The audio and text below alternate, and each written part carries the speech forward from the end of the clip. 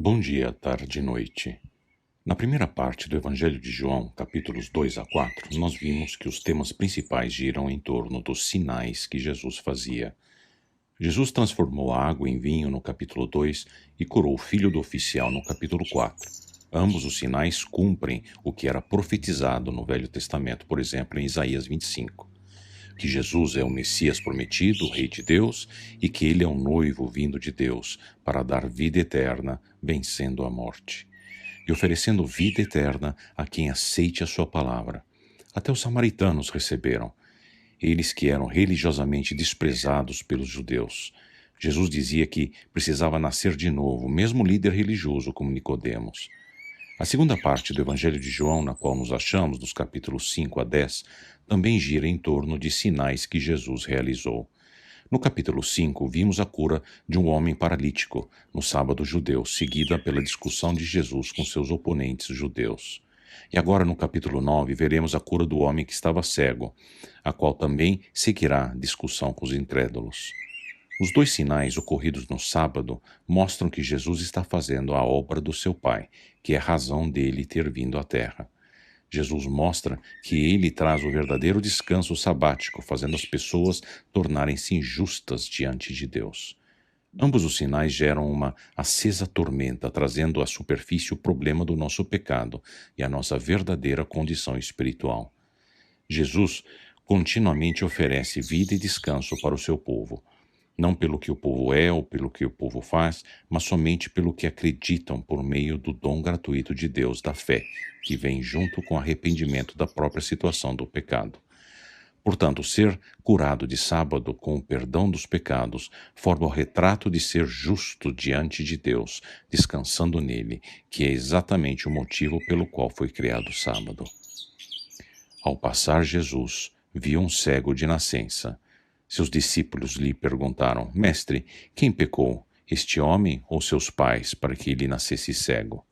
Disse Jesus: Nem ele nem seus pais pecaram, mas isto aconteceu para que a obra de Deus se manifestasse na vida dele. Enquanto é dia, precisamos realizar a obra daquele que me enviou. A noite se aproxima, quando ninguém pode trabalhar. A cegueira, como qualquer doença, e a própria morte são adventos do pecado, no qual o homem escolheu viver longe da vida com Deus e da sua glória, perto da qual é preciso caminhar em santidade. No verso 3, Jesus nos explica que a cegueira está ali para ensejar a obra de Deus.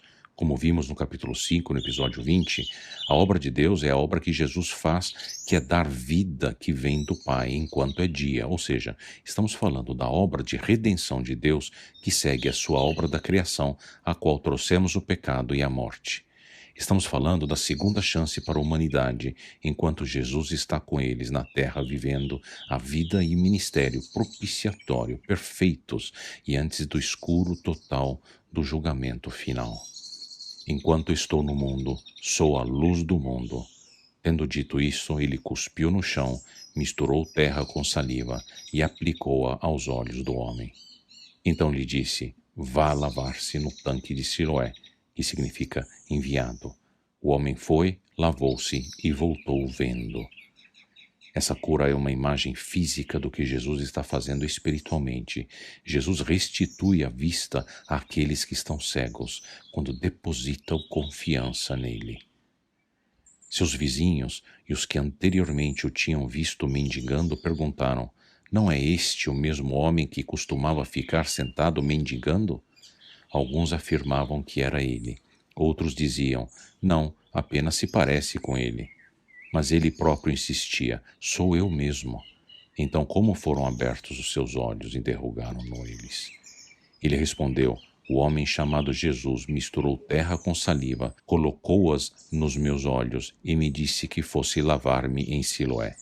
Fui, lavei-me e agora vejo. Eles lhe perguntaram: Onde está esse homem? Não sei, disse ele. Levaram aos fariseus o homem que fora cego. Era sábado, o dia em que Jesus havia misturado terra com saliva e aberto os olhos daquele homem. Então os fariseus também lhe perguntaram como ele recebera a visão. O homem respondeu: Ele colocou uma mistura de terra e saliva em meus olhos. Eu me lavei e agora vejo. Alguns dos fariseus disseram: Esse homem não é de Deus, pois não guarda o sábado. Mas outros perguntavam: como pode um pecador fazer tais sinais miraculosos? E houve divisão entre eles. Tornaram-se, pois, a perguntar ao cego: que diz você a respeito dele? Foram os seus olhos que ele abriu. O homem respondeu: ele é um profeta.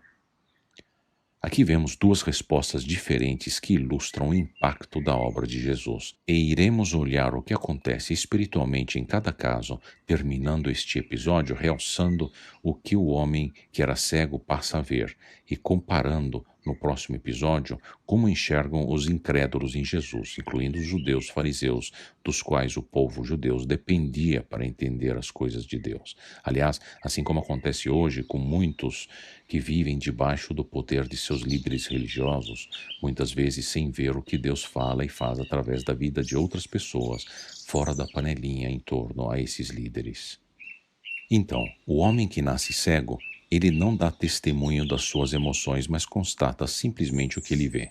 Ele sabe que Jesus é um homem, no verso 11, ele sabe que Jesus o curou, no verso 15, e quando pressionado mais à frente, no verso 17, o homem assume que Jesus é um profeta. Ou seja, diferentemente do homem curado no capítulo 5, este homem que passa a ver que foi curado por Jesus imediatamente toma o partido de Jesus, sem intermediação de líderes religiosos, constatando o óbvio que acontecera com ele. Ele passa a enxergar com seus próprios olhos espirituais, reconhecendo o ofício de Jesus como profeta de Deus, coisa que ele genuinamente conseguia assumir na sua primeira infância espiritual, que ainda tinha muita coisa a aprender sobre Jesus. Abramos plenamente os nossos olhos espirituais, para também nós podermos constatar e abraçar a obra que Deus quer fazer nas nossas vidas. Entregue-se a Ele, acima de tudo e de qualquer outra pessoa. Deus te abençoe.